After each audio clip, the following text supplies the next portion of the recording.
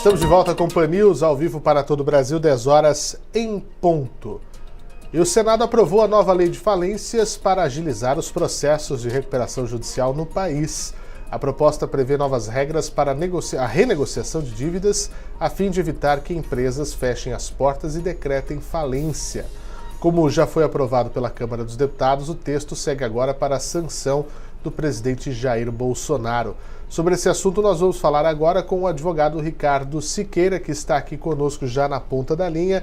Ricardo, muito boa noite, seja bem-vindo aqui à nossa edição de Pan News. Como é que a gente recebe essa notícia? Boa noite a todos. Recebemos a notícia com felicidade em alguns aspectos e com preocupação em outros. Na realidade, o projeto, de fato, traz boas novidades quando se fala em recuperação extrajudicial e falência, mas traz alguns problemas na recuperação judicial, tá? Principalmente relacionados à posição do fisco no processo. Pois é, a questão é justamente essa. A gente vê essa aprovação e eu gostaria de entender, junto com o público que nos acompanha, vamos tentar trocar em miúdos para levar essa informação. O que é de fato essa lei de falências? Ela abrange quem? Essa nova lei, o que a gente sabe, ela é buscada há anos, né? E a própria equipe econômica do governo passou a ter ela como prioritária, sobretudo para auxiliar nessa saída da crise econômica que estamos vivendo por conta da pandemia de coronavírus. O governo Temer enviou uma proposta em 2018, o texto não avançou, teve polêmica entre as empresas. O que acontece? Essa lei ela é voltada para empresas em recuperação judicial, para que tenham melhores condições para negociar débitos com a União, é isso? É para quem já está no processo de recuperação judicial? E a pergunta que eu faço, que já me fizeram e eu não soube responder muito bem: estar em recuperação judicial é ter falido, é ter aberto falência? Eu acho que essa é a primeira grande diferença e a razão da gente ter, na realidade, figuras diferentes no nosso sistema de insolvência. Acho para deixar a questão mais clara. Primeiro, quem esse nosso sistema de insolvência busca atender? Primeiro, aquelas empresas que não conseguem ou não têm condições de saldar as suas dívidas em condições normais.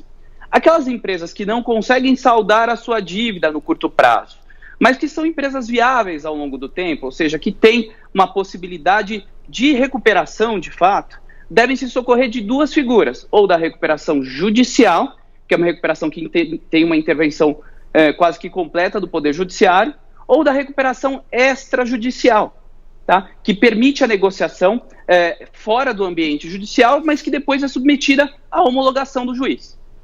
A falência, por outro lado, é o próprio encerramento da atividade empresarial pela sua inviabilidade. Então, para entender, na realidade, o sistema de insolvência, a gente precisa primeiro diferenciar. A recuperação judicial e a recuperação extrajudicial não se equivalem à falência, não são a falência do empresário. Pelo contrário, são aplicáveis para empresas que de fato possam se recuperar e pagar suas dívidas. E quando a gente fala dessa questão da legislação, ela é para negociação de débitos exclusivamente com a União, não é?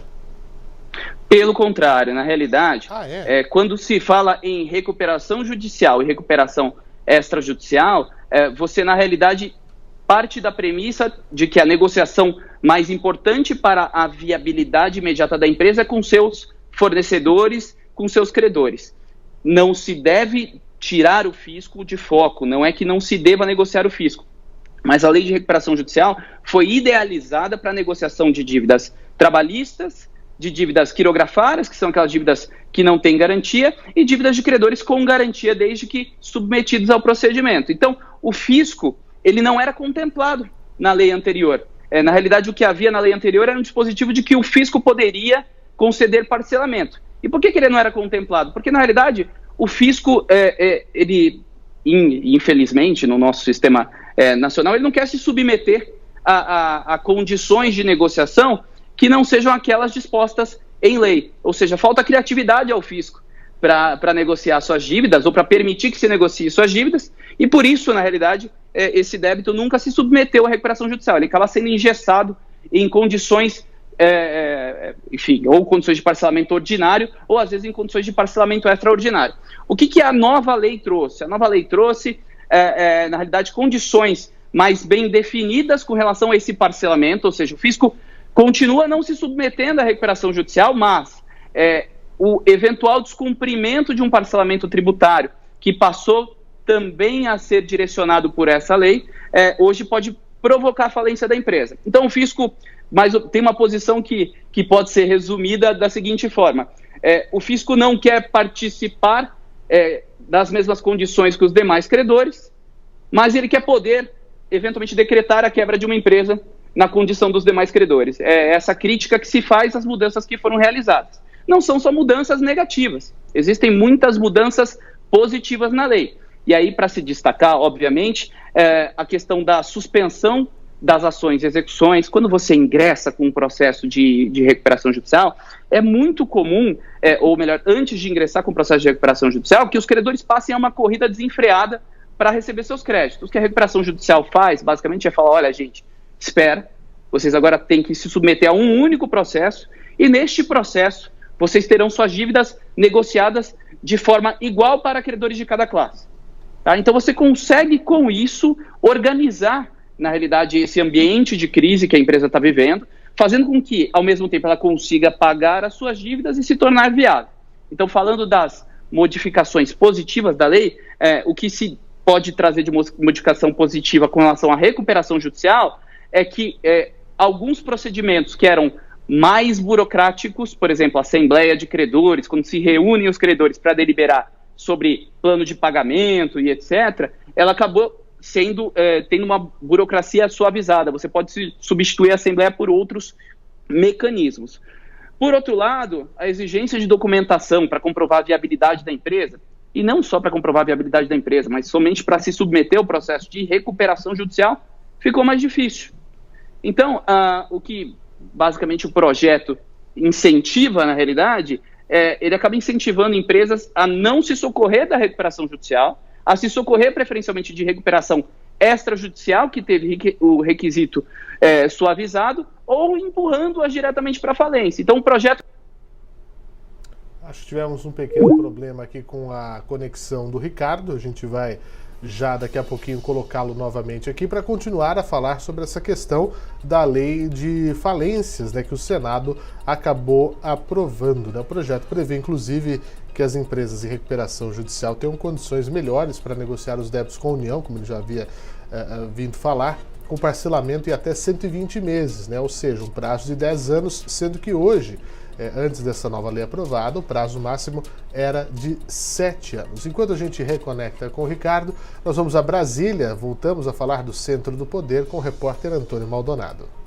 O número de partidos políticos com representação em câmaras de vereadores será menor a partir do ano que vem.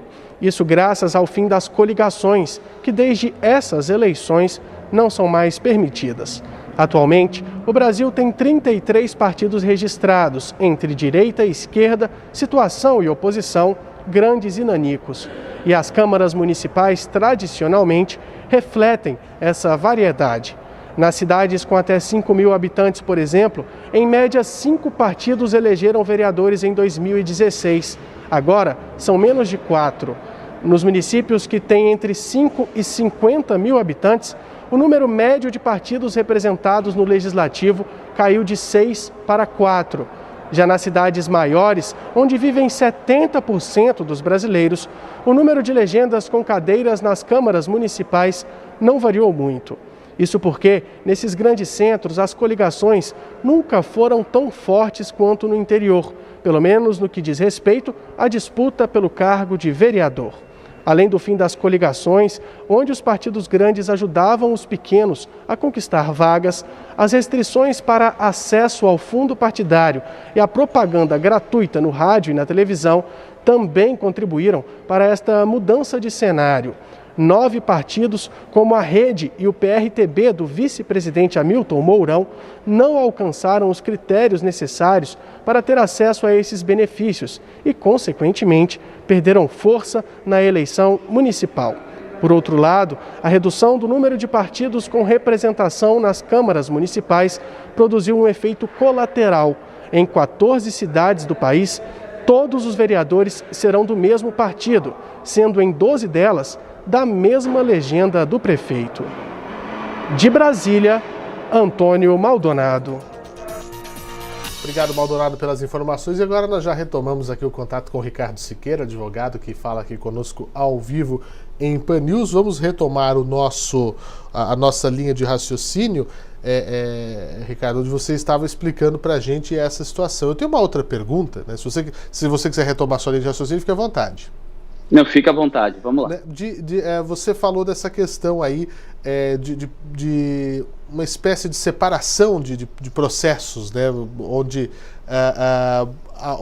o fisco trabalha de uma maneira, você tem a Assembleia dos Credores, enfim, mas sempre como eu posso dizer, a preferência são das dívidas trabalhistas, né? Exatamente. Na realidade, tanto na recuperação judicial como na falência, até determinado limite, as dívidas trabalhistas têm preferência, e preferência, inclusive, sobre as dívidas de natureza fiscal. Sim, essa preferência existe na lei.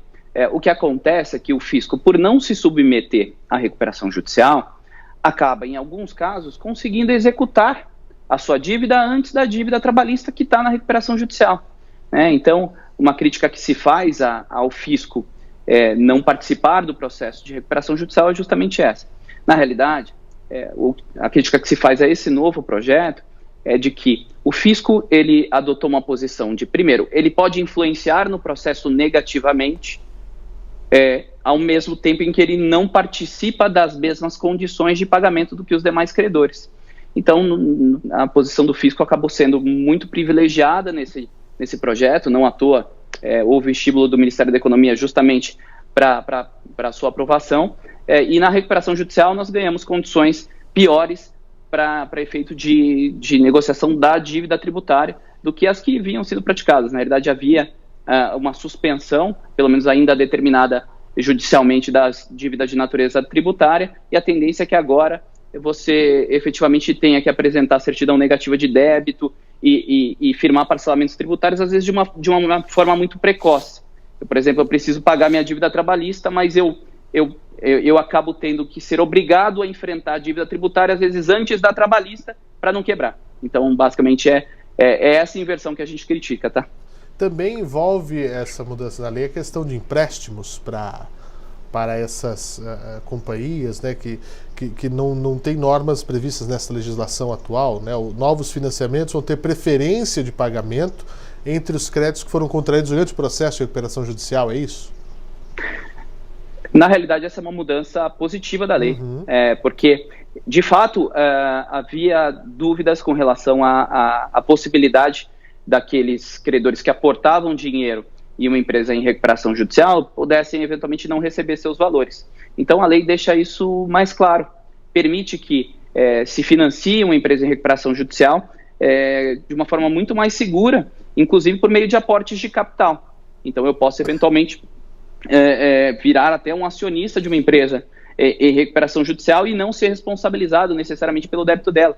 Posso trocar por participação societária, enfim, a lei abre um leque de opções interessantes com relação ao financiamento, e essa parte é positiva. Então, na realidade, como pontos positivos da lei, a gente pode dividir a questão da regulamentação do financiamento, da desburocratização de alguns atos, e como pontos negativos, o excesso de intervenção do fisco, e da mesma forma que tem pontos menos burocráticos, as exigências documentais ficaram mais rigorosas, tá? Então, o objetivo que era inicialmente, por ocasião lá da elaboração do projeto, era tornar o processo mais seguro para aqueles investidores e até mesmo mais rápido, pode ser inviabilizado por conta dessas questões que foram colocadas. Mas existem também, como eu te disse, mudanças positivas, e o que a gente, na realidade, pretende ver agora é como o judiciário vai aplicar. O judiciário levou 15 anos para dar a melhor aplicação da lei anterior, e agora ele se vê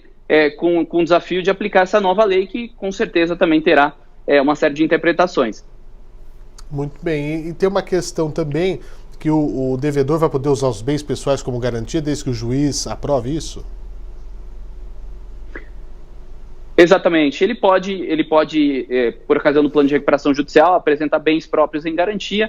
Na realidade, isso já acontecia, mas de qualquer forma é interessante que isso fique positivado, que a gente tenha isso na lei para dar maior segurança às questões do processo. Agora, o que foi muito bacana da lei, e aí mudando da recuperação judicial para recuperação extrajudicial e para falência, foram justamente as mudanças nesses dois institutos. Tá? Então, eu estava dizendo que a recuperação judicial é aquele processo onde a gente traz para o judiciário os nossos credores, apresenta um plano de pagamento, e esse plano de pagamento vai ser submetido aos próprios credores em uma assembleia. Se aprovado este plano, isso vira, na realidade, a regra de pagamento entre credores, entre devedor e credores, fazendo com que, basicamente, se resolva essa questão. Na recuperação judicial foi ainda inserida a possibilidade dos próprios credores apresentarem um plano, caso o plano não seja aprovado em determinado prazo. Mas o interessante da lei, a parte mais importante da modificação, está na recuperação extrajudicial e na falência. Porque na extrajudicial, basicamente, você chama os mesmos credores, ao invés de um ambiente judicial, para um ambiente extrajudicial. E o requisito para que você aprove um plano de recuperação extrajudicial com esses credores, ou seja, um contrato de negociação de dívida com esses credores, foi reduzido. Ele passou agora, na realidade, para uma maioria simples entre os credores. Basicamente, você pega a maioria dos seus credores, se você conseguir a maioria dos seus credores, ou metade mais um do total dos seus credores, você pode impor àqueles não aderentes o seu plano de recuperação extrajudicial. Isso acaba sendo interessante porque melhora um procedimento que é muito menos burocrático que o procedimento judicial. E a última mudança muito legal, foi com relação ao procedimento falimentar. O que se buscou, e o termo da lei é no sentido do fresh start, ou seja, permitir que aquele empresário, ou melhor, aquela empresa que foi submetida a um processo de falência, veja o processo terminar rapidamente. Então, você tem uma venda mais rápida dos ativos, você tem, obviamente, então, os interesses dos credores atendidos mais rapidamente e a divisão do dinheiro feita de uma forma muito mais rápida. Isso faz com que, na realidade, o empresário, que basicamente dependia daquela empresa, também possa, não fique literalmente pendurado em um processo por 10 anos, que é a média que dura um processo de falência no país. Para finalizar, Ricardo, eu gostaria de saber de você o seguinte: quem solicita o processo de recuperação judicial ou extrajudicial? Como é que a empresa percebe que chegou nesse ponto? A própria empresa que ingressa com isso, né? Como é que... Às vezes nós temos aqui pessoas, né? E nós não estamos falando somente de empresas de porte gigantesco, né? Podem estar aí em situações complicadas sem saber que tem como, né? Ter esse acompanhamento, porque acaba sendo um acompanhamento para ajudar, né? O nome já diz, para recuperar, não é isso? Como é que funciona essa questão? Como é que inicia esse processo? Quem pode ter acesso a isso? Vamos lá. Bom, primeiro, quem pode? Houve uma inovação da lei que trouxe a questão do produtor rural poder se socorrer mediante determinados requisitos. Além do produtor rural, a empresa e o empresário individual podem se socorrer da recuperação judicial. Tá? Então, não importa, na realidade, o tamanho da empresa, se é uma empresa regularmente constituída, ou se o empresário individual regularmente constituído, ele pode se socorrer da recuperação judicial e dos seus benefícios. O produtor rural, até pessoa física, né?